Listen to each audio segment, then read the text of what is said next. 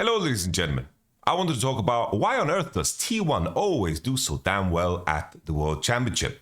I want to preface this by saying this year, of course, T1 struggled in summer. They had a rough going, almost didn't make it to playoffs. And then, of course, in the end, managed to get third place, which is impressive. You know, they beat their competitors in KT and Damwon. But then they had the regional qualifier because they had to, of course, qualify to the World Championship somehow. And they lost to Damwon and almost lost to KT, clutching it out in the end after being 3K gold down. But in the aftermath of it all, looking at the end of the year, they still come out world champion. And all of the things that we saw before, it feels almost as if they don't matter. But the truth is, the World Championship is very, very unique in the sense that obviously the way everything has been built up is that the World Championship is the crescendo of the year. It's a climax of the year. The biggest trophy, you get rings, you get skins, the biggest events, the highest amount of pressure. MSI wasn't a tournament until season 5. We've had a world championship to, of course, end the competitive year every year. And whoever is the world champion at the end of the year is I wanted to say the man, but the men, I guess. You are it, right? You are it. And the world championship trophy is what matters the most.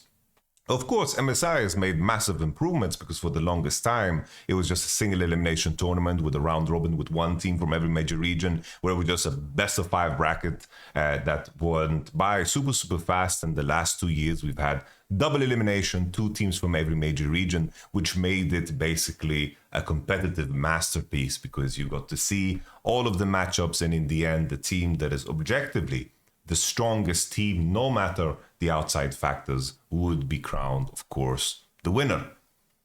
An example on the flip side, DRX beating T1. Even though DRX beat T1 on the day, I do believe that T1 was the better team through and through. But of course, momentum and how you manage the pressure and your decision-making real time to make gut calls like opening Caitlyn and banning supports and then showing up with the Bard. These are gut calls that work only once. And there's, of course, a lot of beauty in that. But I believe if T1 ran back that matchup against DRX multiple times, that T1 would end up being the winner over the long term. But of course, the way competition works is that it doesn't matter. So, in some shape or form, of course, you need luck to win. But what is luck really, right? People are going to be upset by those words, but for me, luck is where preparation and, of course, opportunity meets. Sometimes people are staring in the eye of opportunity and they don't take it. And that, of course, is the difference between players that can manage randomness, manage the chaos, manage the stress factors that are outside of your control, and still perform. And I'm going to talk about some of those factors because I've been at the World Championship 4 times. I have dealt with many, many different scenarios. Every trip to the World Championship, every boot camp has been different. And the same thing is told to me by all of the players that I've talked to and worked with, and all of the interview pieces from players that are competing globally at, of course, the World Championship. So let's get to it. What makes the World Championship so unique and why is T1 always doing so well at it? So the first thing that comes to mind is, of course, the long scheduling time. So the tournament is over 2 to 3 months. If you are in, of course, play-ins, you count bootcamp periods. It is a very, very long period of time away from home base. Compare it to, for example, MSI. It's a 2-week tournament. The matchups happen fast. It is not a question of practicing in between. It's just a question of what kind of form have you prepared regionally, because regionally the proximity to the tournament is rather short in most cases. You come in, you play the tournament, and the time between matches is very short. You come with what you bring and you rock and roll. Regionally, when you play your, of course, regions, it's also over a long period of time, but it's all very structured and scheduled. You have full control of your practice environment, your office, your home base, your space. You know exactly how to manage your time, and there's no randomness in terms of how you, of course, build out your practice. And that is the key difference, right? Regional splits allow you to recall. MSI is in very, very tight proximity, while the World Championship, you travel to new locations. You play from hotels, you scrim from hotels, you adjust to new foods, you adjust to new beds, and you can deal with potential illness. Something that Romain said in some of the Voice of Yamato, that we said, when I asked him, what is he proud of this particular MSI run, of this Worlds run, he was always saying nobody got sick. Sometimes an illness in a team can spread to everybody else, and it can really, really, hurt your chances at performing as you should. But of course, that's a part of the challenge. You have to deal with the randomness. Another level of randomness is, of course, the sporadic scheduling, right? The sporadic scheduling in terms of flying, in terms of everything that you experience. I can give you an example. 2022, I qualified to the World Championship with Fnatic. We arrived in Mexico, 2 players had COVID, they couldn't fly. We had to play with subs, we had to cancel scrims, we scrimmed with Core JJ, and then we scrimmed, of course, with Bean as well. Upset arrived, luckily he tested negative, and then we played with Rux and Upset on stage. Hilly eventually arrived, and we are very lucky because we went 4-1, and just because, of course, EG lost to Evi's team, we didn't need to play a tiebreaker, which meant that we got 1 additional rest day. If we didn't get that rest day, we'd have to play the next day, and then we would have to fly in the night, the same night. So we got 1 rest day, which was very necessary because, everything was in very, very close proximity in terms of the matches, and playing the matches were very, very stressful because our PCs in the hotel were very, very bad. We had ping issues because we were in Mexico, and a lot of these random factors that you have to deal with are just things that come up. And that's where your resilience gets tested, of course. And then the next day, we fly out to New York. We need to do media day after media day. The team that we scheduled scrims against had media day on the next day. So we couldn't scrim then either because we lost out on that. And then we started the matches and we had very little practice. But that is just the case of the World Championship. Obviously, media days need to be done. Obviously, travel needs to be done. And you need to deal with, of course, the logistical nightmare that is, of course, the World Championship. I don't put the blame, of course, at Riot Games because they need to move so many rigs, so many PCs, so many details. But you as a team, how you deal with that and what you bring to the table and how you can adapt in real time without, of course, the nuance and the details of the structured practice that you always get is a big part of the challenge. The next thing that comes to mind is, of course, there are big overhauling patches and you have diminished solo queue practice. If you look at this year as an example, sure, there's Champions Queue, but the biggest issue about Champions Queue is the fact that, the wait time in between the games is so, much. Because you need to have 10 players. It's not that easy as queuing whenever you want to queue, play, and then rock and roll and go. The wait time between the games is definitely like a pain point. And if you as a player want to play one game, take a break for 30, come back, you eat something, whatever, and then you come back and you can't play, Champions Queue isn't like the most efficient, of course, method. If we look at solo queue, they overhauled all items. So you had T1 players playing solo queue, but as an example, Owner played like 26 games of Smolder, and that's all he did in solo queue. He didn't play any of his champions. He just played Smolder in solo queue. And, in the context of who you can practice against in scrims, especially when you go deeper into the tournament, there are some examples of, for example, G2 2019, they played against pickup teams, and those scrims kind of confused them. We had the McDonald's team against EDG that helped them out. 2018, there was the rumors, and of course I can confirm that Damwon and Griffin were destroying all of the teams 2018 and 2022. DRX, for example, didn't scrim anybody in preparation for the finals against T1. So how you deal with that practice is entirely up to you. And some players really rely on that structured practice, and some, of course, don't. And when you don't have the confirmation from scrims and the data to confirm some of the decisions you need to take on stage real time to adjust your draft, you're going to struggle. Right?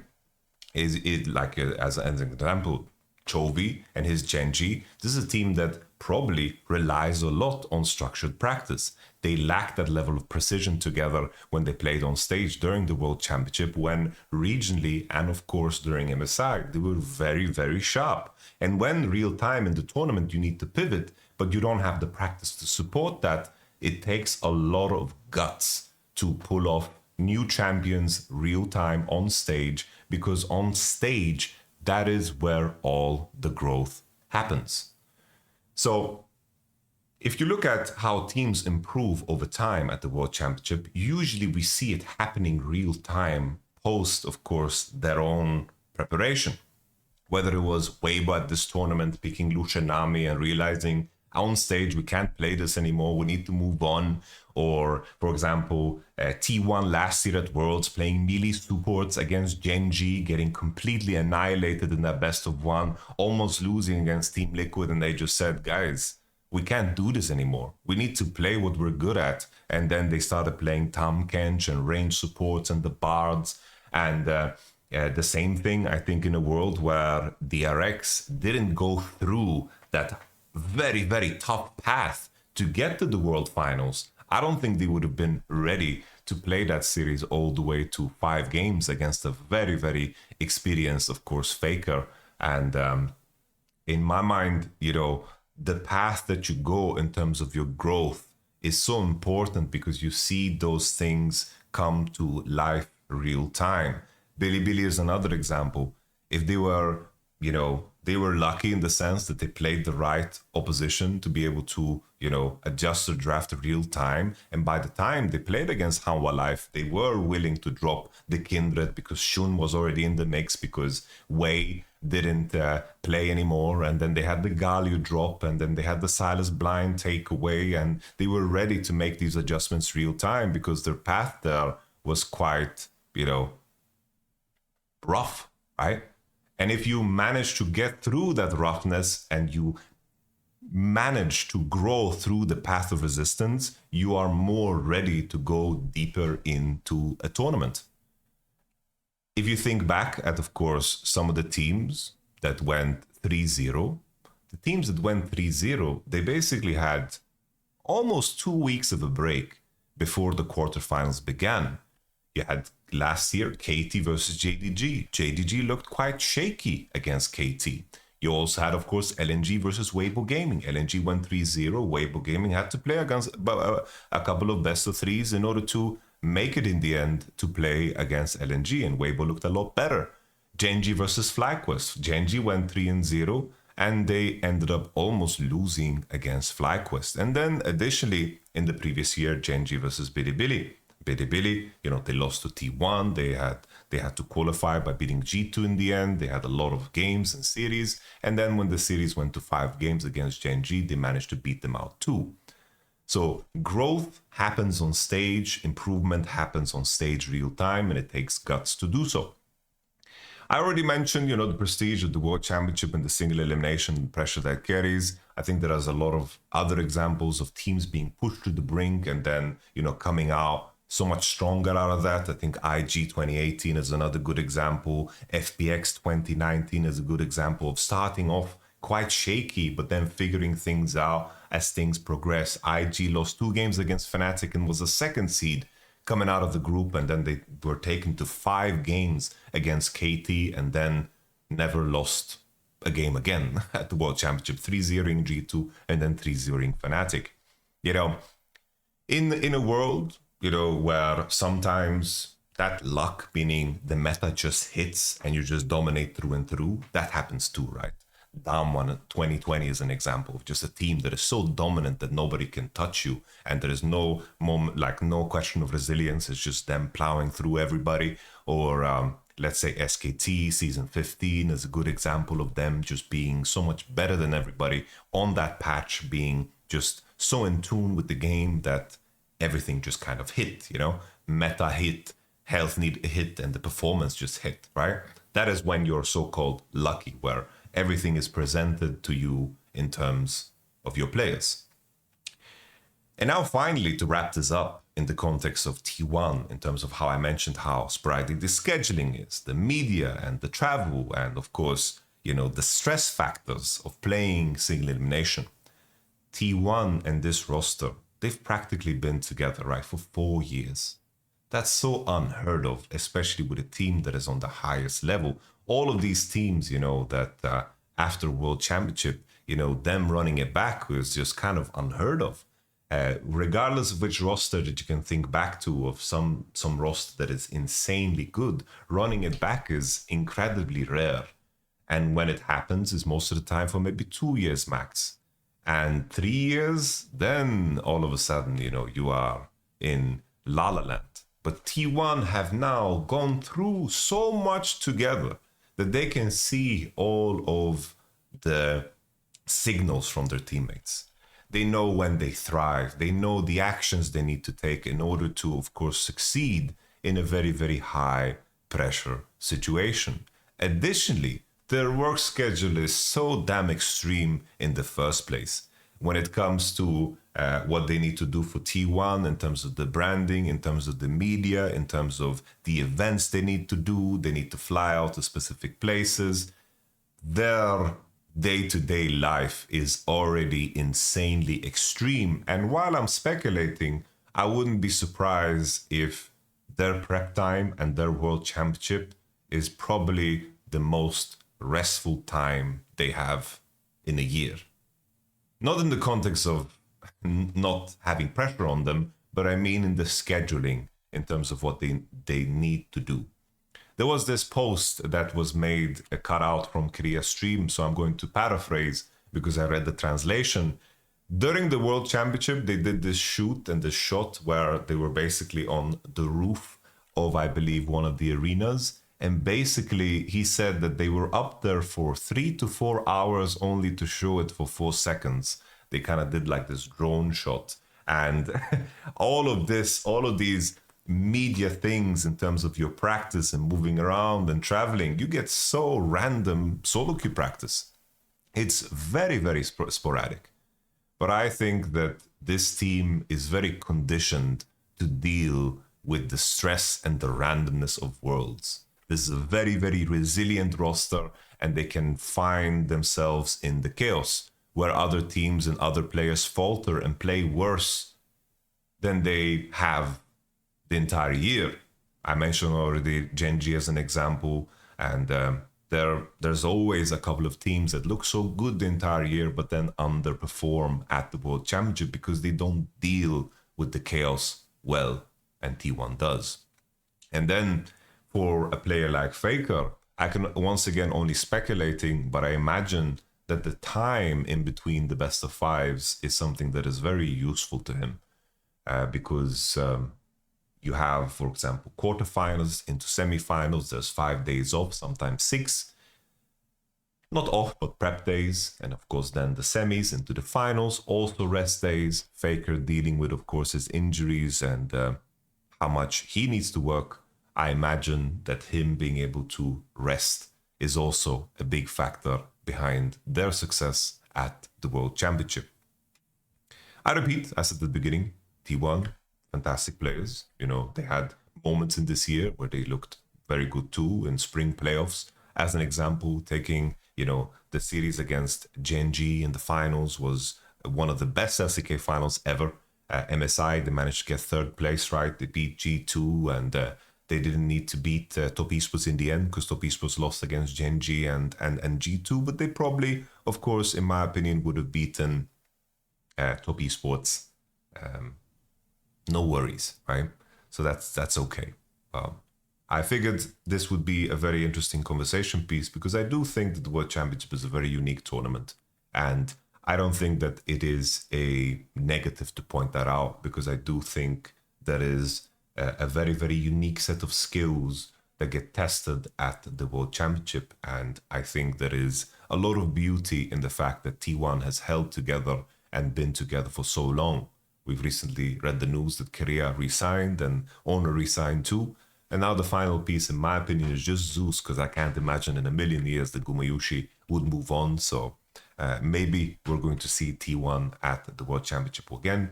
And I think that if there is one main lesson here is that I think historical impact at the World Championship is something that needs to be very relevant in terms of just, my player ratings. My player ratings are very, very accurate through the whole year in terms of assessing them. And I think that still, T1 didn't perform well in summer, but moving into the World Championship and the uniqueness of the tournament, I think those details are very important to keep in mind for me personally when I make my evaluations in terms of how I expect players to perform at the World Championship.